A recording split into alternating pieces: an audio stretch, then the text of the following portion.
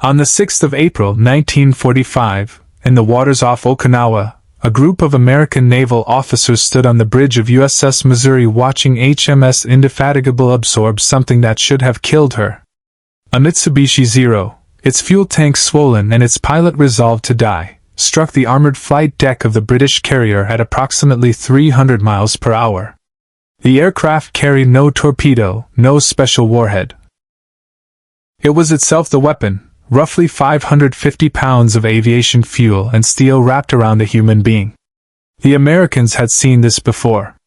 They had watched kamikaze attacks reduce American carriers to floating catastrophes, had counted the dead in the hundreds, had watched fires burn for hours and sometimes days. They braced for the familiar horror. It did not come. The Zero struck the deck edge at the base of the island, detonated, and vanished. 14 men were killed. 47 were wounded. On the flight deck itself, a depression roughly 24 by 20 feet marked the point of impact. The fires were extinguished. The debris was cleared. And at 0837 hours, precisely 37 minutes after a kamikaze aircraft had attempted to destroy her, HMS Indefatigable resumed flight operations. An American liaison officer, struggling to process what he had witnessed, was heard to remark that it was as though someone had merely dropped a large stone on the deck and swept it away. This was not an isolated stroke of fortune. It was the visible consequence of a design philosophy that the British had embedded into their carriers nearly a decade before the first kamikaze ever flew.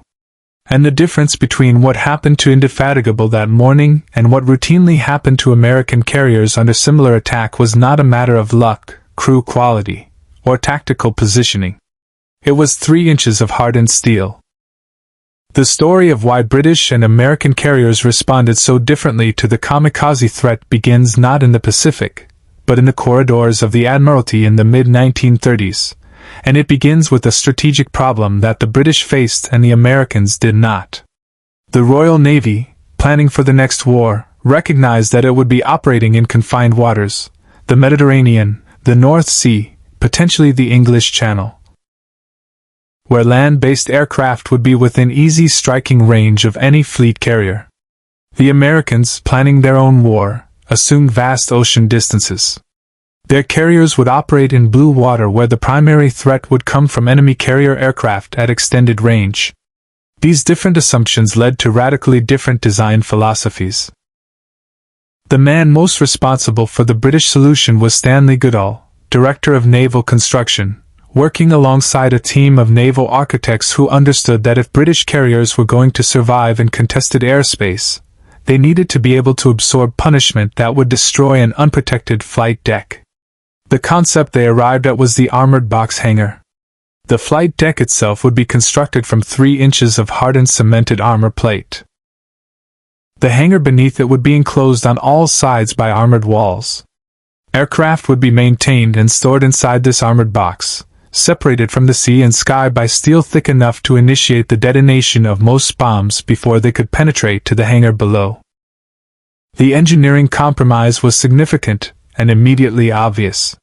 The weight of that armored deck was enormous.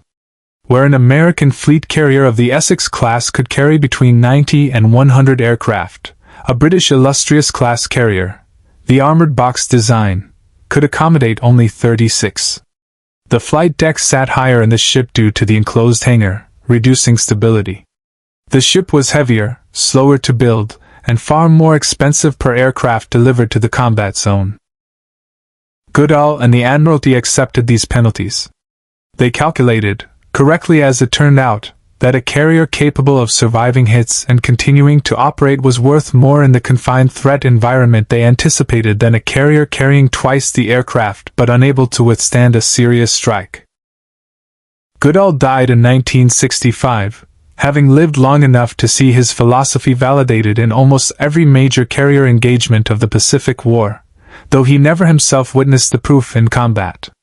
The first serious test came not at Okinawa but at Operation Iceberg's opening stages, and it came in a pattern so consistent that even observers who had not seen the design specifications could recognize something systematic was at work.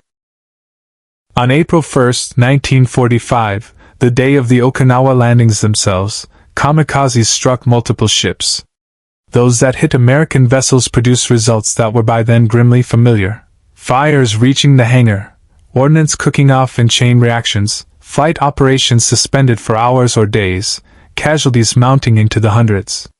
Those that struck the British carriers of Task Force 57 produced results that baffled observers who had not been briefed on the armored deck design. HMS Indefatigable was struck on April 8, 1945 by a Zero that hit at the forward end of the flight deck. The explosion blew aircraft off the deck and killed 8 men. Within 30 minutes the fires were out and the deck had been cleared sufficiently to resume limited operations.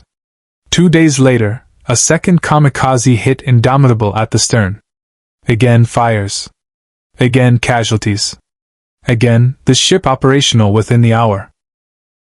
The contrast with what American carriers had absorbed at Leyte Gulf 6 months earlier was almost too stark to be credible. USS Franklin, struck by conventional bombs at the Battle of Leyte Gulf in October 1944, lost over 700 dead. The ship burned for hours, eventually requiring rescue towing. She never saw combat again. HMS Formidable provided perhaps the most dramatic single data point. On May 4, 1945, a kamikaze struck her flight deck and detonated. The resulting explosion was severe enough to put a significant hole in the armored deck, something that should not, by the logic of the armored box design, have been achievable. The bomb penetrated partially before detonating, and the result was damage serious enough to briefly halt operations. At 0816 hours, 48 minutes after impact, Formidable resumed flying operations. The observation that traveled most rapidly between ships that day came from an unnamed American officer whose precise words were recorded in several accounts. When a kamikaze hits a United States carrier, it is 6 months repair at Puget Sound. When a kamikaze hits a Limey carrier, it is a case of sweepers man your brooms. The phrase was flippant, but the underlying arithmetic was essentially accurate. Samuel Eliot Morrison, the official United States naval historian present at Okinawa, recorded the comparison formally and without embellishment. He noted that the armored flight decks of the British carriers allowed them to continue operations through kamikaze hits that would have put American carriers out of action for months. His observations were not a matter of national pride or professional courtesy. He was documenting a performance differential that was undeniable to anyone who had watched both fleets operate under the same attacks.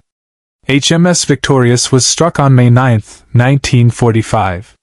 The kamikaze hit the forward flight deck, killed several men, and caused localized fires.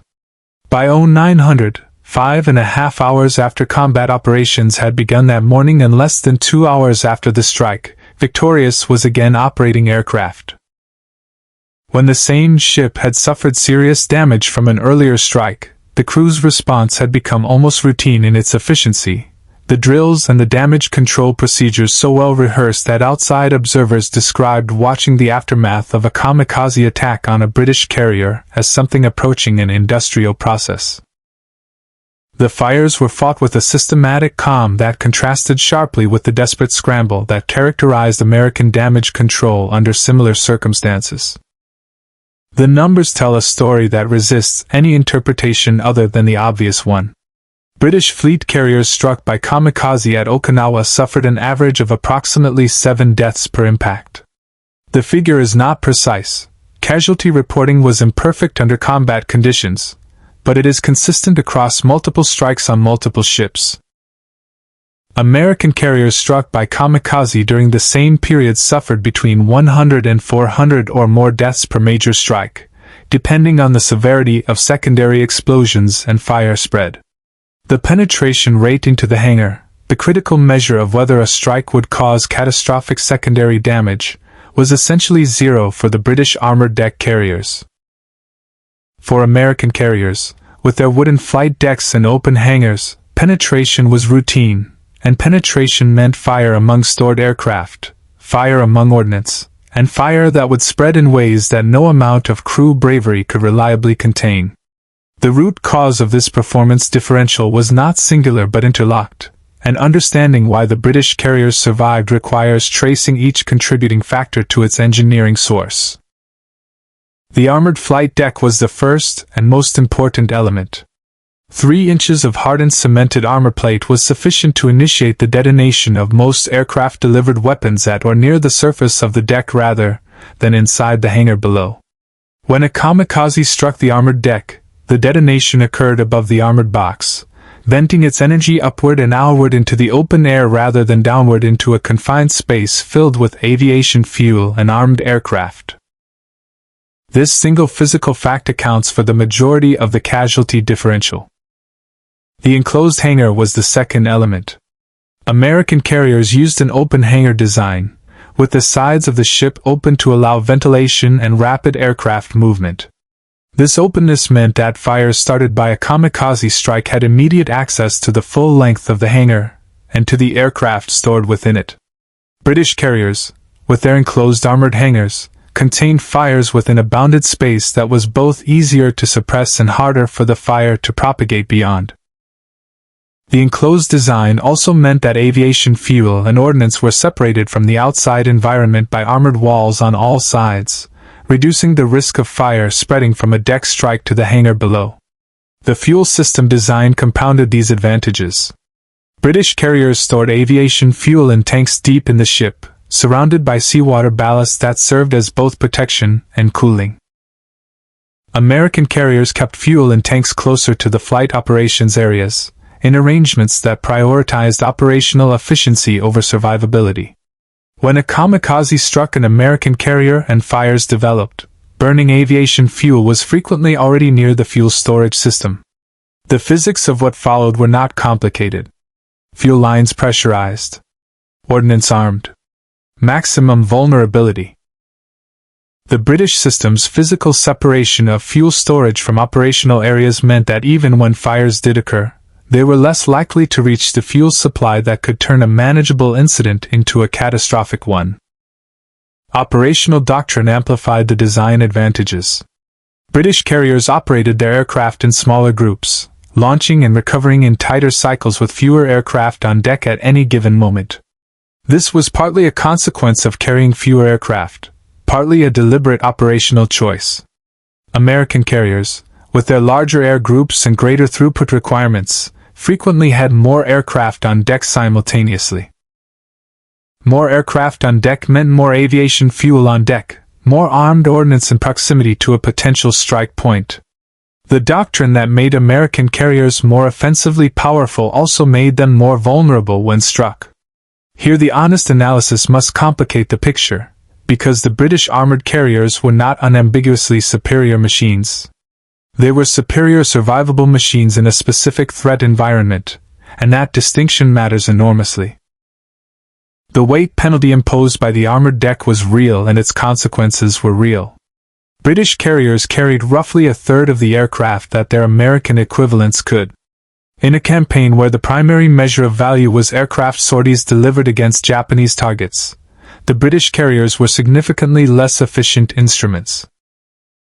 The offensive striking power of Task Force 57, the British Pacific Fleet Carrier Force, was substantially lower per ship than the equivalent American task groups operating alongside them.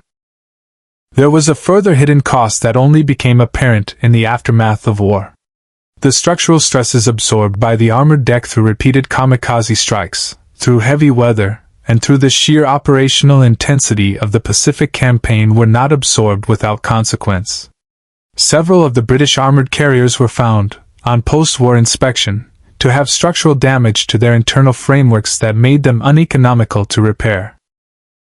HMS Formidable, which had absorbed multiple kamikaze hits, was scrapped in 1953. HMS Indefatigable, which had resumed operations 37 minutes after being struck off Okinawa, lasted only until 1956. The armored box design was extraordinarily effective at preventing catastrophic in-combat losses, but the cumulative structural toll of absorbing repeated impacts took years off the ship's service lives. The smaller air group also meant that in the broad strategic calculus of the Pacific campaign, British carriers were assigned to secondary missions rather than the primary offensive operations. Admiral Raymond Spruance, commanding the American naval forces at Okinawa, tasked British carriers with neutralizing the Japanese airfields in the Sakishima Gunto chain. Important work, but work that kept them occupied rather than committed to the primary operations against Okinawa itself. Spruance's reasoning was partially operational. British carriers had shorter range and smaller air groups. But there was an element of calculation in the assignment that British officers recognized and did not dispute. The British carriers were most valuable in roles where they would face the heaviest air attacks, because they were most likely to survive those attacks. Context determined effectiveness. Against the kamikaze threat specifically, the armored deck was an overwhelming advantage. Against the broad strategic requirement to deliver maximum offensive air power against Japanese targets, it was a significant limitation. The post-war world validated the core of the British design philosophy even as it retired the specific ships that had demonstrated it. The United States Navy, drawing on its own painful kamikaze experience, moved rapidly toward armored flight decks in its post-war carrier designs. USS Midway, laid down during the war and commissioned in 1945, incorporated significant armor protection as a direct response to kamikaze vulnerability. The carriers of the Forrestal class, the first post-war American supercarriers, further developed the armored deck concept.